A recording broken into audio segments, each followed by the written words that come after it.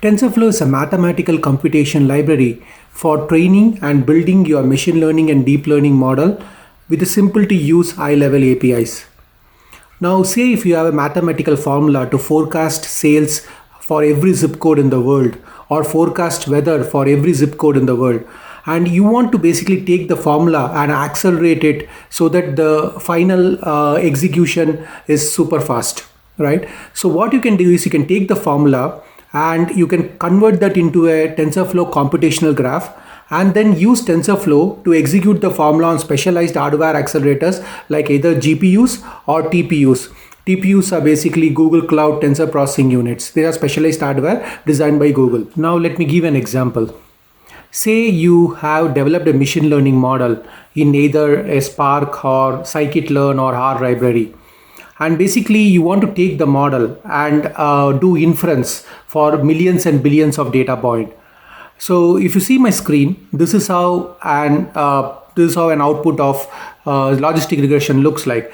Basically, finally, it's nothing but a mathematical formula. So you have your weights multiplied by the variable. You do it for all the variables and corresponding coefficients, and then you add the intercepts and you get an output. And you use a sigmoid function to basically convert that into a probability. Now, if you see, what I have done is basically created a computational graph using TensorFlow here. So I have an X variable, which is my input variable matrix. And then I have a weight matrix, which are nothing but my coefficients for each of the variable. I do a matrix multiplication, then I add the intercepts and I apply a sigmoid function.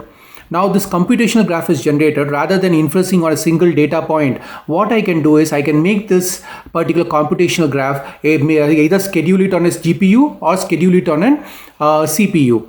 All right, now this is one part of it, but how is it different by me using an numpy.matmul or a sigmoid function in numpy? Now what you do is you take your data and put it in a GPU memory and you can vectorize it so that you can use all the GPU cores or TPU cores. Not only that, you can break down your graph into multiple sub formulas, right? If you take, basically I have 100 variables in the logistic regression, take an example, and what I can do is I can take 50 variables and execute it as one flow and take the other 50 variables and execute at a second flow, each on its own GPUs, and finally I can add the sum and apply a sigmoid function. So basically I am breaking down the formula and then executing it on a multiple hardware accelerator so that I can speed up my computation. Think about a complex formula where you have a lot of equations over there. You can take the breakable unit and then schedule it on multiple GPU or TPU accelerators over here. Basically what you are doing is you are creating a computational graph. You are breaking the computational graph into chunks and then executing each chunk in a specialized hardware accelerator, and you are vectorizing it to use the cores of that particular hardware accelerator.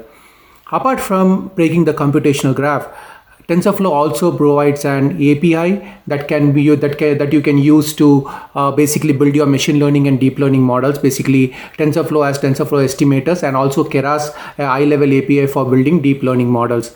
It has interface to develop models and develop mathematical functions in C++. There's a Python API. There is also a Java API that is available. So basically, you can even deploy your trained model in a Java application pretty easily. Apart from that, it also comes with the auto differentiation function or autodiff. So what autodiff does, it helps you calculate a gradient of a function. So typically when you take a neural network, you have a forward pass and a backward pass, and you use your weights in the forward pass, calculate the error, and then try to update the weights in backward pass. And for that you need to calculate derivatives across each and every layer in a deep neural network. And the autodiff function, the calculating the partial derivatives or gradients, is taken care automatically by your TensorFlow framework. You can use to calculate basically gradient of a function for any custom function as well. It also provides a nice visualization tool called TensorBloat, where you can go and debug and analyze your model. Apart from that, it also has capability, as I said, to schedule your model in a CPU, in a GPU or a TPU device.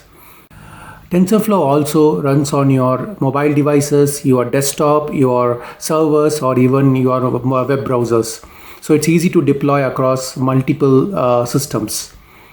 TensorFlow also supports multiple distribution strategy. This allows you to distribute your machine learning model or a deep learning model or a mathematical function across multiple devices. So you can have one server with 4 GPU devices in it, or you can have 10 servers each with 4 GPU device amounting to like 40 GPU devices. It's very hard to distribute and monitor the training. So that's where really the distribution strategy comes into play. Now you can read about the distribution strategy more on the website, but to give an idea, to give some examples, it has like mirrored distribution strategy where you have one node and multiple GPUs. So basically what it does is it creates a replica of your model variable in each of the GPUs, and then it does the training and it synchronously updates the final model variables. You have multi-worker distributed strategy, where basically instead of one node and multiple GPUs, you have multiple node and multiple GPUs, and each of the GPU in each of the node will have a replica of the model variables, and then the training and it updates synchronously. There are asynchronous way of also training, like there's a parameter server strategy where basically some workers are designated as parameter servers and some are designated where the basically computational graph is sent, and basically this updates the parameter server with the gradients and everything. There's also a TPU strategy to basically train a model on a TPU. Now in the next set of videos, I'm going to take through a phase of training a TensorFlow model on a GPU and as well as TPU. Let's see how we can train a model. It's pretty simple. You just have to set your device placement strategy, but let's understand in a quick short next couple of videos on how to do it.